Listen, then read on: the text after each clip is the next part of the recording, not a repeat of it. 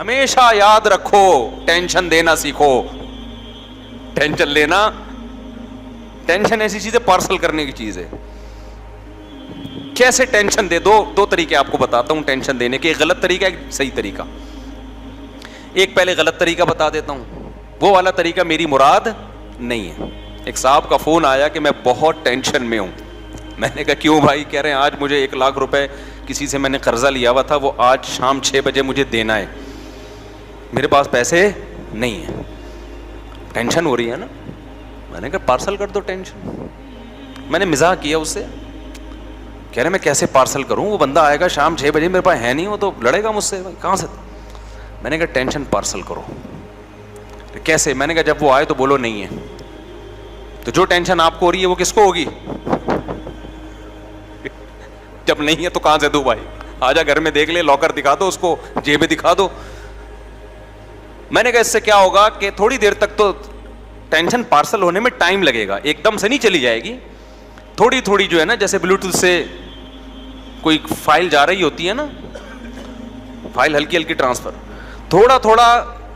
آپ ابھی غصے میں رہو گے کیونکہ وہ غصے میں آپ کو ٹینشن دے رہا ہوگا, جلدی لے گا نہیں وہ, لیکن آہستہ آہستہ آہستہ آہستہ جب اس کو یقین ہو جائے گا نا اس کمبخت کے پاس سے ایک ڈھیلا نکلنے والا نہیں ہے, تو آپ کی ٹینشن پوری کی پوری کہاں ٹرانسفر ہو جائے گی؟ ادھر. اور یہ فائل وہاں جیسے ٹرانسفر ہوئی, آپ کے جو میموری کارڈ ہے نا اس میں ڈیٹا کی مزید ٹینشنوں کی اسپیس کیا ہو جائے گی؟ بڑھ جائے گی. ہر آدمی کے نا دماغ میں ایک میموری کارڈ ہے جس میں ایک خاص حد تک ٹینشن برداشت کرنے کی صلاحیت ہے. تو اگر وہ ٹینشن ریلیز ہوتی رہے گی تو مزید ٹینشنوں کی جگہ بنتی رہے گی, ورنہ اگر یہ والی ٹینشن ختم نہیں ہوئی, ایک اور ٹینشن آ گئی, تو بھائی یہ تو دماغ تو دھماکے سے پھٹ جائے گا ایک دن. یہ غلط طریقہ ہے ٹینشن پارسل کرنے کا. ایسا نہ ہو کہ آپ یہ شروع کر دیں. میں نے مذاق کیا تھا اس کے ساتھ, میں نے کہا تھوڑی دیر تو ٹینشن ختم ہونا بیچارے کی. اور ایک صحیح طریقہ ہے ٹینشن پارسل کرنے کا, وہ یہ ہے کہ کسی اور کی حماقت کی سزا اپنے آپ کو مت دو. کسی اور کی حماقت کی سزا اپنے آپ کو مت دو. حماقت وہ کر رہا ہے, غصہ آپ کو آ رہا ہے, تو جو غصہ آئے گا تکلیف میں وہ ہوگا نا. کیا خیال ہے بھائی؟ بھائی الٹا کام وہ کر رہا ہے, اسے کچھ نہیں ہو رہا, اسے دیکھ دیکھ کے غصہ کس کو آ رہا ہے؟ آپ کو آ رہا ہے. اس کی صحت کو کچھ نہیں ہو رہا, کام بھی وہ الٹا کر رہا ہے, اس کا کوئی نقصان نہیں ہو رہا. نقصان کس کا ہو رہا ہے؟ آپ کا ہو رہا ہے. اس کا مطلب کیا ہے؟ یہ میں ایک مثال سے سمجھاتا ہوں. ملا نصیر الدین جو تھے نا, ملا نصیر الدین, کسی نے ان سے پھڈا کیا اور پھڈے میں لڑائی کے دوران ان کو گالی دے دی. اب جب ان کو گالی دی ہے تو غصہ آنا چاہیے تھا نا ان کو. اس کا مقصد ہی گالی دینے سے یہ تھا کہ جب میں گالی دوں گا تو ایک دم ہائپر ہو جائیں گے, دماغ خراب ہو جائے گا. یہ بڑے سلجھے ہوئے آدمی تھے. جتنی اس نے گالی دی, انہوں نے مسکرا کے اسی طرح کی ایک گالی جواب میں پارسل کر دی. ان کو تو گالی سننے سے غصہ نہیں آیا, جب انہوں نے جواب میں اس کو گالی دی تو اس کو ہو گیا, وہ بیوقوف تھا نا, اس کو کیا ہو گیا؟ غصہ آ گیا. اس کو غصہ آیا, اس نے ایک اور گالی نکالی. یہ مسکرانے لگے, انہوں نے جواب میں ایک اور پارسل کر دی. انہوں نے کنٹرول کیا ہوا تھا کہ اپنے اوپر غصہ نہیں آنے دیں گے. اس نے تیسری پارسل کی, انہوں نے بھی تیسری پارسل کر دی. اب وہ غصے میں ہائپر ہوتا جا رہا ہے اور ان کی صحت تو کوئی فرق بولو نہیں پڑ رہا. پریکٹس سے آتی ہے یہ چیز تھوڑی سی. اب کیا ہوا کہ جی گالیوں کا تبادلہ شروع ہو گیا. آپ کو پتا ہے, مجھے نہیں پتا وہ ملا رشید وہ تو بر صغیر کے تھے, تو آپ کو پتا ہے انڈیا پاکستان میں گالیوں کی الحمدللہ کمی نہیں ہے. کوئی بھی گالی جس وقت بھی آپ دینا چاہیں تو مارکیٹ میں اویلیبل ہے. ایسا نہیں ہوتا کہ زبان کہیں اٹک جائے, آپ کے منہ میں گالی نہ آ رہی ہو. تو اب کیا ہوا ہے کہ دونوں کا گالیوں کا مقابلہ شروع ہو گیا. ملا رشید نے کہا اچھا ایسا کرتے ہیں, تو گالیاں کھیل رہے ہیں نا, تو جتنی گالیاں مجھے دے سکتا ہے نا دے دے, پہلے تو نا ساری ختم کر دے. اس بندے جس کو غصہ آیا ہوا تھا اس نے کہا چلو اچھا مجھے موقع مل گیا, اب میں ایک ایسی گالی دوں گا نا,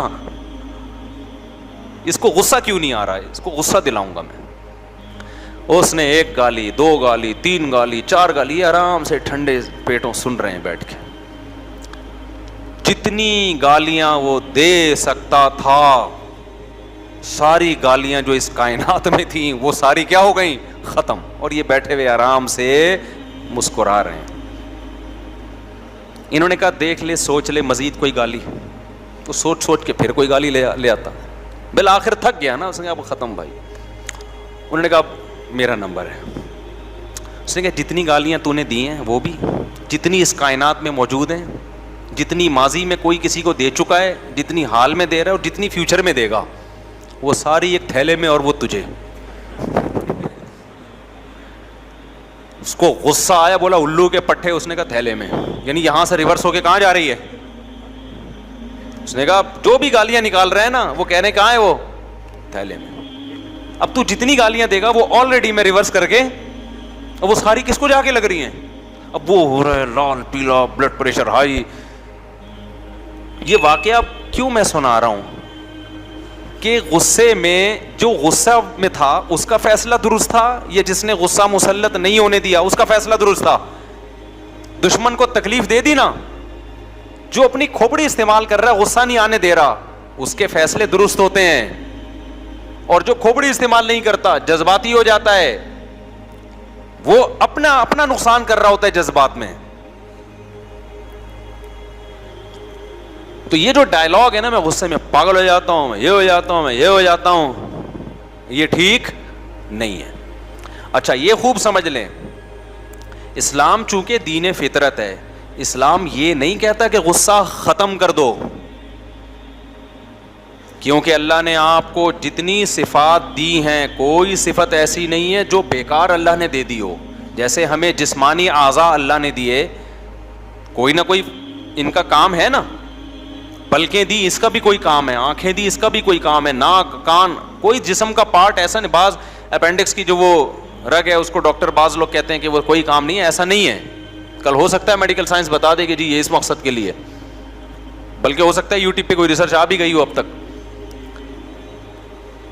تو خوب سمجھ لیں, جیسے اللہ نے ہمیں ظاہری جسمانی عضو دیے, ہر عضو کا کوئی نہ کوئی مقصد ہے, کوئی چیز بیکار نہیں ہے. ایسے ہی اللہ نے جو ہمیں کچھ اندر کچھ صفات دی ہیں, کچھ اندر کچھ قوتیں دی ہیں, وہ قوتیں بھی ہمارے فائدے کے لیے دی ہیں, لیکن ان کو کنٹرول کرنے کی ضرورت ہے, لگام دینے کی ضرورت ہے. اللہ نے ہمارے اندر محبت کا جذبہ رکھا, اب یہ جذبہ غلط استعمال ہو رہا ہے, عشق معاشقے ہو رہے ہیں اور حرام کاریوں کی طرف جا رہا ہے یہ جذبہ.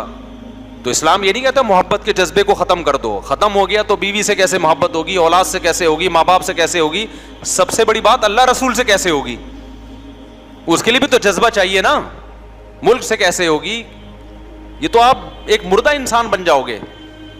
اللہ نے شہوانی جذبات رکھے ہیں, ڈیزائرز رکھی ہیں, یہ ڈیزائرز غلط استعمال ہو رہی ہے. انٹرنیٹ پر فحش فلمیں دیکھی جا رہی ہیں, زنا کی طرف جا رہے ہیں, اور جو کچھ گند بلا ہماری سوسائٹی میں. اسلام ڈیزائرز ختم کرنے کا نہیں کہتا, اس کا رخ کیا کہتا ہے, صحیح جگہ لے کے جاؤ, نکاح کی طرف جاؤ, اس سے اولاد ملے گی تمہیں, گھر کا ماحول اچھا ہوگا. تو اور اس کو بھی اعتدال سے لگام دینے کی ضرورت ہے. بے لگام کریں گے وہ ادھر ادھر انسان درندہ بن جاتا ہے, پھر اس کو کنٹرول میں لے کر آئیں. تو اسی طرح غضب, غصہ آنا, یہ اللہ کی طرف سے ایک نعمت ہے, لیکن آج اس نعمت یہ ہمارے کنٹرول میں بولو نہیں ہے. اس کی مثال ہے جیسے گھوڑا دے دیا اللہ نے آپ کو سواری کے لیے, اب بغیر لگام کے گھوڑا اچھا ہوتا ہے یا لگام والا اچھا ہوتا ہے؟ گھوڑے کو آپ لگام دے نہیں رہے تو میرے بھائی آپ گھوڑے پہ سوار نہیں ہوگے, گھوڑا آپ پہ سوار ہوگا. وہ آپ پہ سوار ہو کے بولے گا ادھر کو چل.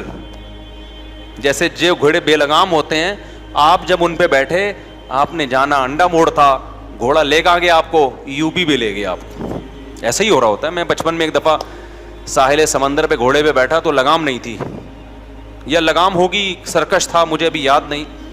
تو میں جدھر کو بھاگ رہا ہوں گھوڑا کہاں بھاگ رہا ہے, میں تو ڈر گیا. میں نے کہا بھائی پتہ نہیں کہاں لے کے جا رہا ہے مجھے, ہم ادھر کو جانا چاہتے ہیں, یہ کہیں اور لے جا, کنٹرول میں ہی نہیں.